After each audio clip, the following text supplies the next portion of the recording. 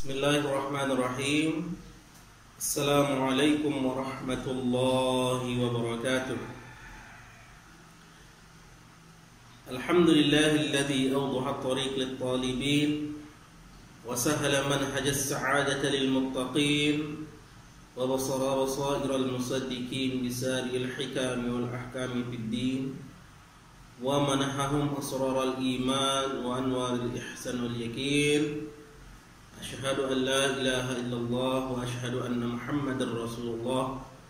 Allahumma salli ala Sayyidina Muhammad wa ala ali Sayyidina Muhammad, amma ba'du.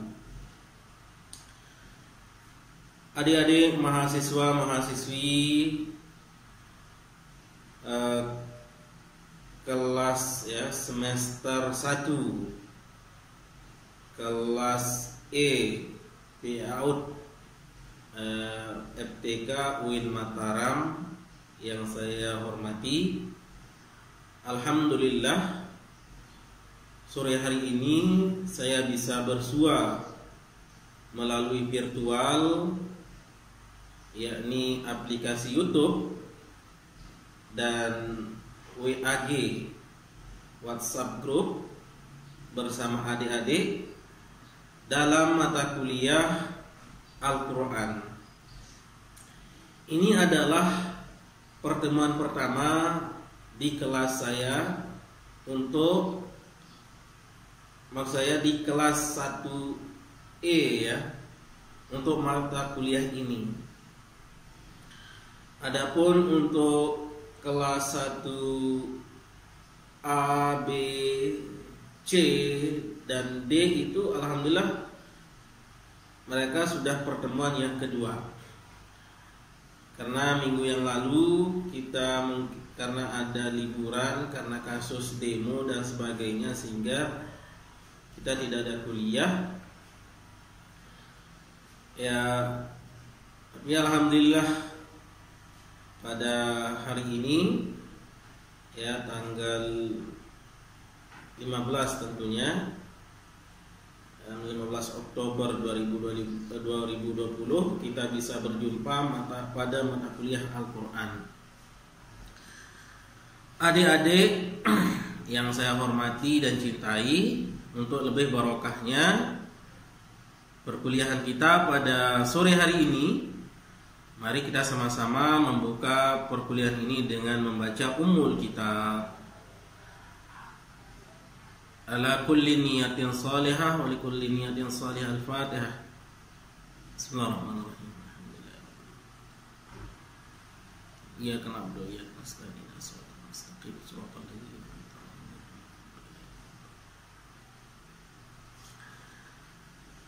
Baik.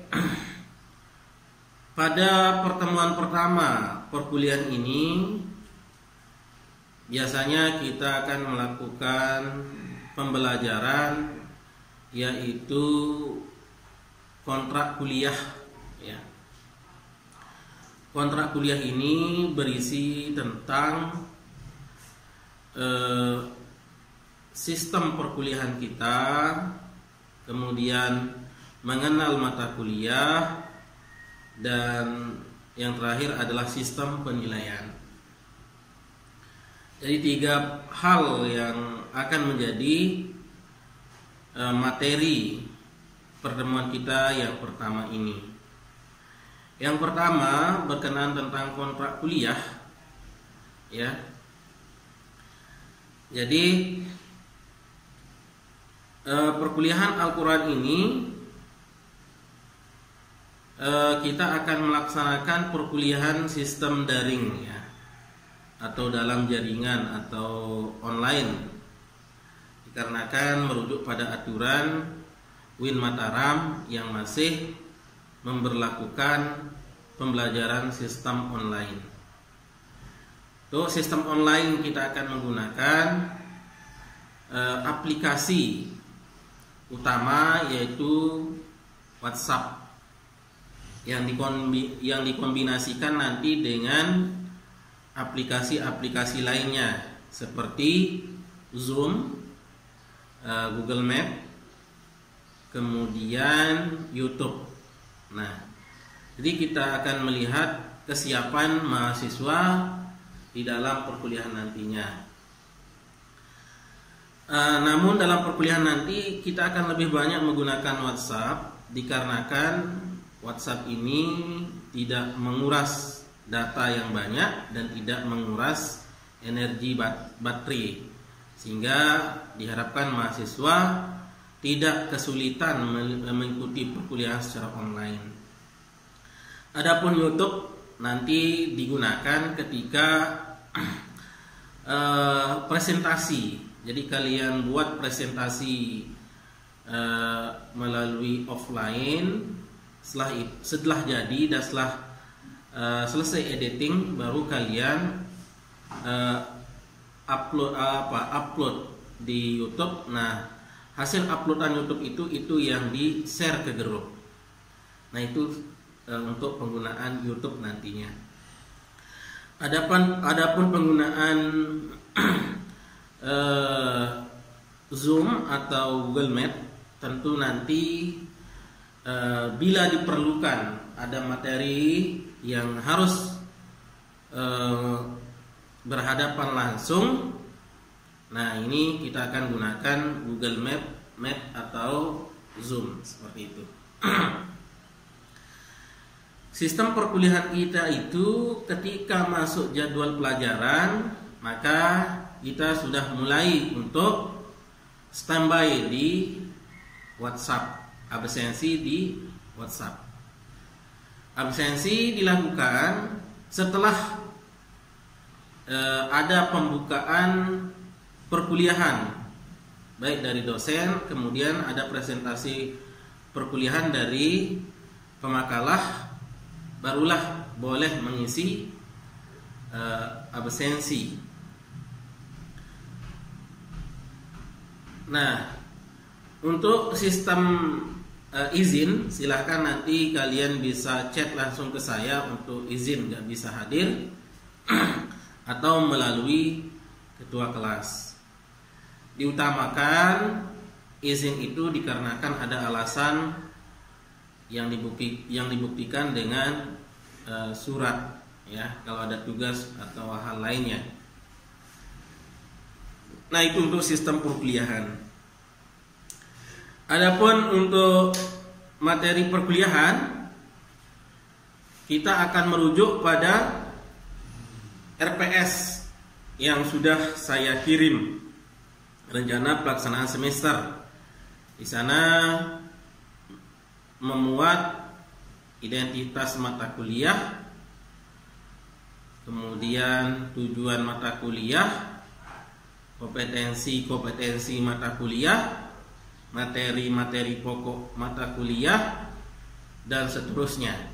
Jadi silahkan adik-adik membaca kembali RPS yang sudah saya berikan, sehingga ada gambaran seperti apa kuliah kita ini, ya, dan apa saja yang akan dipelajari dalam mata kuliah kita ini, ya. Jadi mata kuliah Al-Quran ini merupakan mata kuliah MKDU, yaitu mata kuliah dasar umum. Jadi mata kuliah ini dipelajari oleh seluruh mahasiswa UIN Mataram tanpa terkecuali. Karena dasar pijakan kita dalam berilmu di UIN Mataram ini adalah Al-Quran.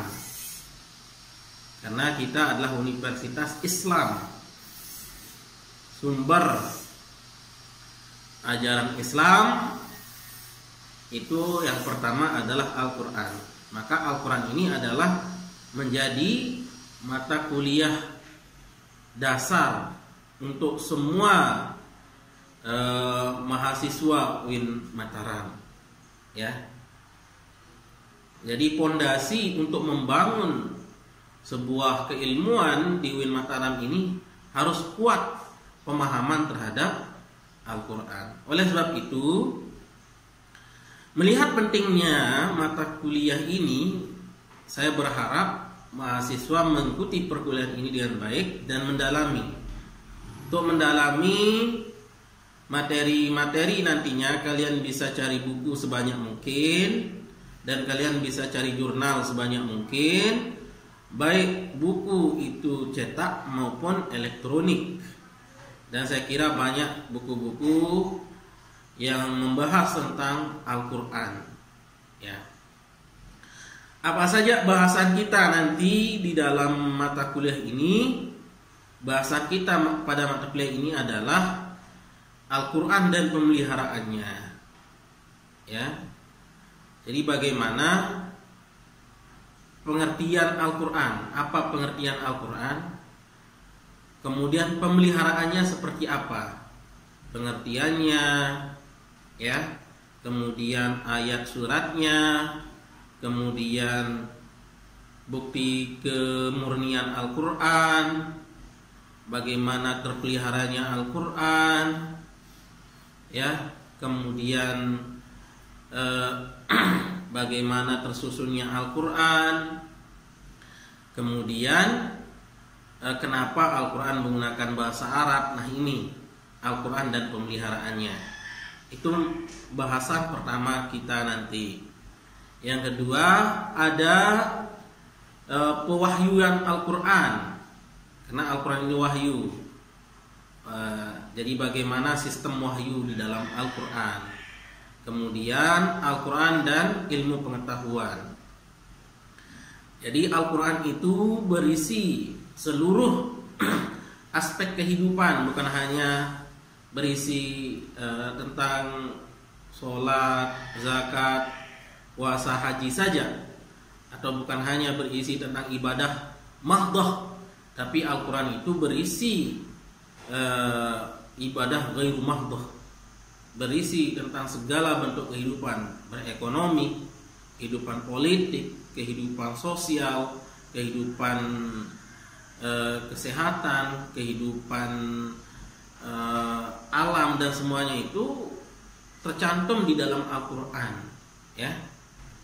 Jadi inilah ada hubungan dengan berbagai aspek kehidupan. Maka kita akan membahas nanti Al-Quran dan ilmu pengetahuan modern.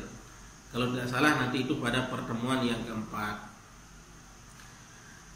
Kemudian nanti juga kita akan bahas materi tentang surah Al-Makkiyah dan Madaniyah. Surat yang turun di Mekah dan yang turun di Madinah, dan ciri-cirinya seperti apa. Ada juga materi nanti yaitu tentang nasikh dan mansukh. Ada juga asbabun nuzul, sebab-sebab turunnya Al-Quran. Jadi Al-Quran itu turun secara berangsur-angsur.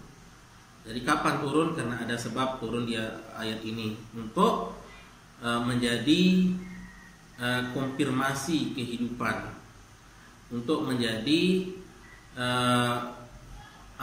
dasar mengambil keputusan, sehingga dengan adanya kejadian dan langsung ada ayat Al-Quran, maka itu lebih memperkuat ingatan, ya, yaitu asbabun nuzul namanya. Kemudian ilmu munasabah. Jadi Al-Quran itu memiliki hubungan antara ayat yang satu dengan ayat yang lain, ya.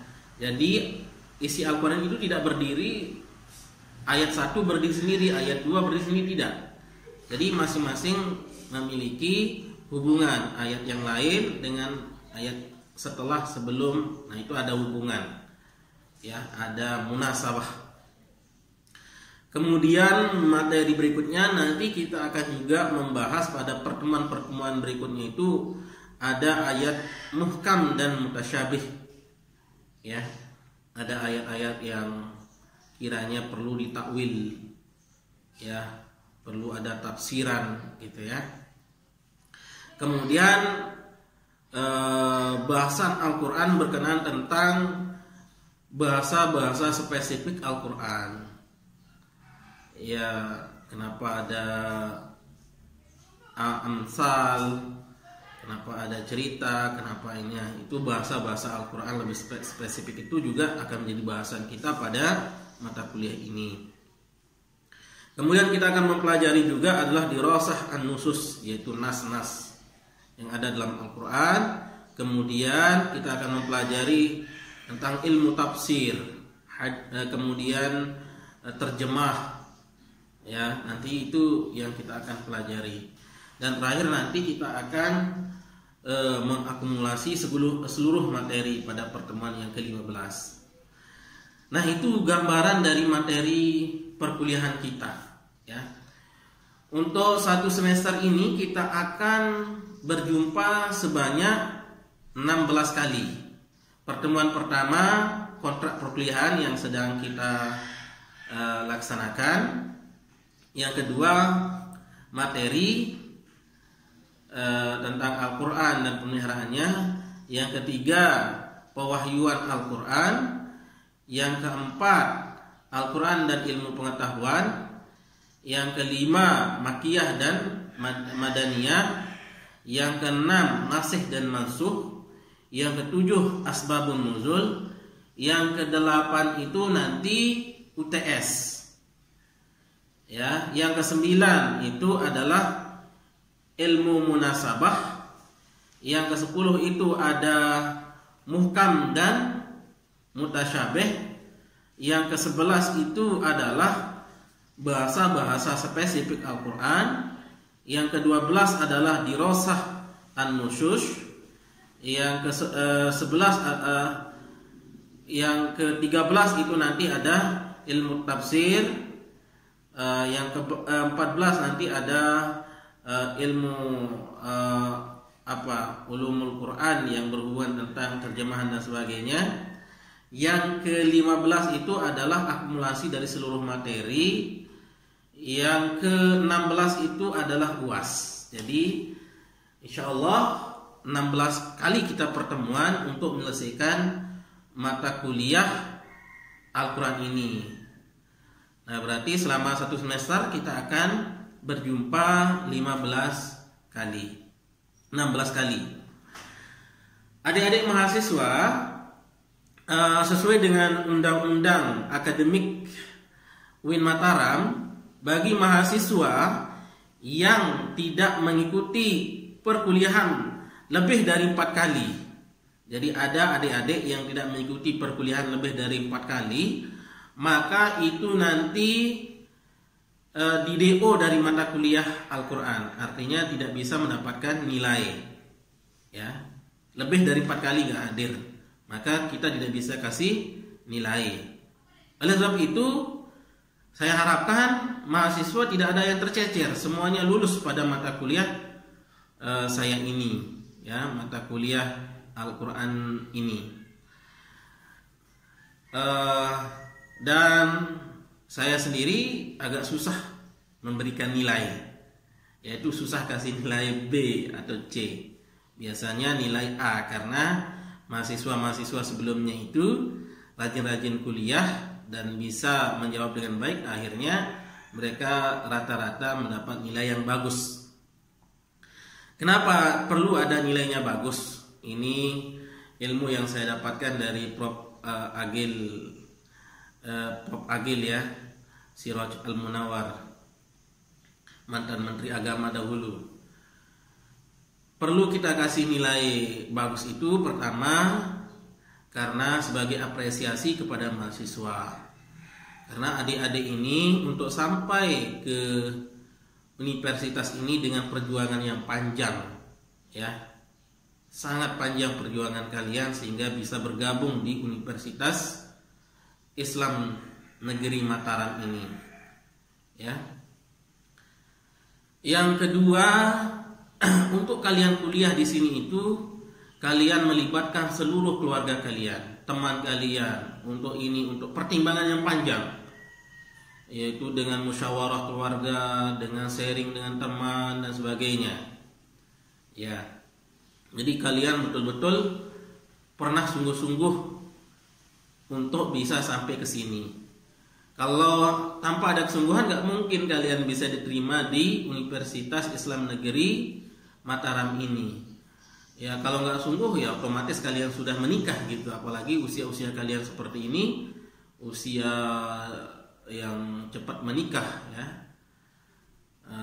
karena budaya kita seperti itu. Nah, ini dengan keberanian kalian dan kekuatan kalian, budaya-budaya seperti itu mampu kalian lawan, dan ini menjadi kesyukuran dan apresiasi bagi saya, ya, sehingga kenapa itu tidak mempersulit mahasiswa dalam penilaian, ya, sekalipun penilaian kita punya instrumen, ya.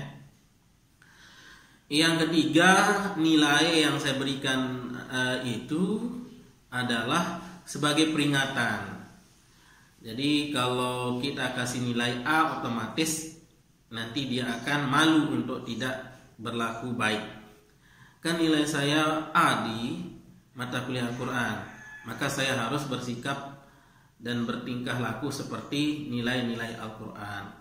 Kan nilai saya A di Al-Quran, otomatis saya harus sering membaca Al-Quran. Nah, ini jadi nilai itu sebagai motivasi dan nilai itu sebagai penasihat buat kalian. Jadi intinya kalian hadir kuliah setiap waktu, melaksanakan tugas dengan baik, insya Allah nilai itu kan sekedar tulisan saja, nilai itu kan sekedar ketikan saja, jadi mudah. Yang terpenting adalah kalian berilmu dan mampu mengamalkan apa yang kalian ilmukan itu yang terpenting. Baik, seperti yang saya sampaikan tadi, sistem penilaian kita itu pada mata kuliah ini, yang pertama ada penilaian tugas. Penilaian tugas itu ada dua, tugas mandiri, tugas kelompok. Yang pertama tugas kelompok, ya. Tugas kelompok ini akan diberikan kepada mahasiswa, ya. Nanti satu kelas ini, yaitu kelas 1E ini akan dibagi oleh ketua kelas. Ketua kelas saya minta untuk membagi teman-teman kalian menjadi 11 kelompok. Ya, 11 kelompok. Mungkin nanti satu kelompok 2 orang atau 3 orang nanti.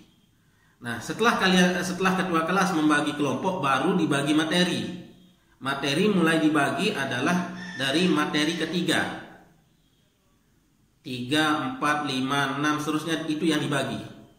Adapun materi 1 dan 2 itu nanti saya yang masih memberikan perkuliahan. Nah, kalau sudah materi ketiga, 4, 5, 6 dan seterusnya itu nanti kita kuliah terpusat kepada mahasiswa dengan mempresentasikan makalah, ya. Nah, tugas kelompok ini ada 2, membuat makalah. Ya, tugas kelompok itu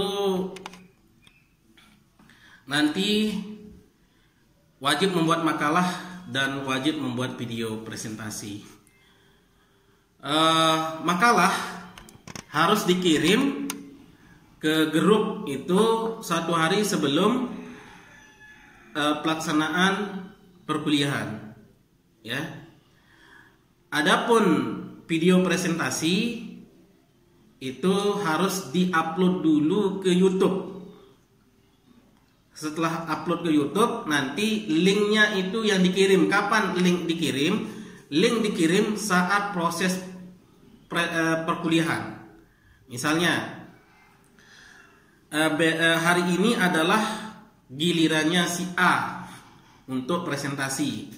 Maka ketika nanti perkuliahan dimulai, saya sebagai dosen pengampu akan memberikan pendahuluan perkuliahan. Setelah itu saya akan serahkan sepenuhnya perkuliahan kepada pemakalah. Nah, saat itulah pemakalah mengirim link presentasinya, ya. Jadi begitu diserahkan waktu perkuliahan oleh dosen pengampu saya, maka langsung diambil alih perkuliahan oleh pemakalah, dan saat itulah di share link YouTube-nya. Nah, mungkin diberikan durasi kurang lebih 10 atau 20 menit untuk teman-teman melihat presentasi YouTube. Barulah setelah selesai baru mulai membuka sesi diskusi tentang materi yang dipaparkan oleh pemakalah dalam YouTube-nya. Nah, setelah diskusi baru nanti penutup, selesailah mata kuliah. Jadi sistem perkuliahan kita saat presentasi, pertama pembukaan perkuliahan oleh dosen, yang kedua presentasi makalah melalui YouTube oleh pemakalah, yang ketiga sesi tanya jawab, yang keempat penutup. Nah, itu sistematika perkuliahan kita nanti, ya. Jadi penilaian itu nanti ada penilaian tugas kelompok, membuat makalah dan presentasi. Yang kedua, tugas mandiri. Tugas mandiri ini nanti membuat rangkuman masing-masing. Mahasiswa akan membuat rangkuman apa saja materi yang didapatkan selama perkuliahan Al-Quran. Itu diantar pada atau dikumpulkan pada pertemuan yang ke-15. Ya. Penilaian berikutnya adalah kehadiran. Jadi kehadiran juga menjadi penilaian.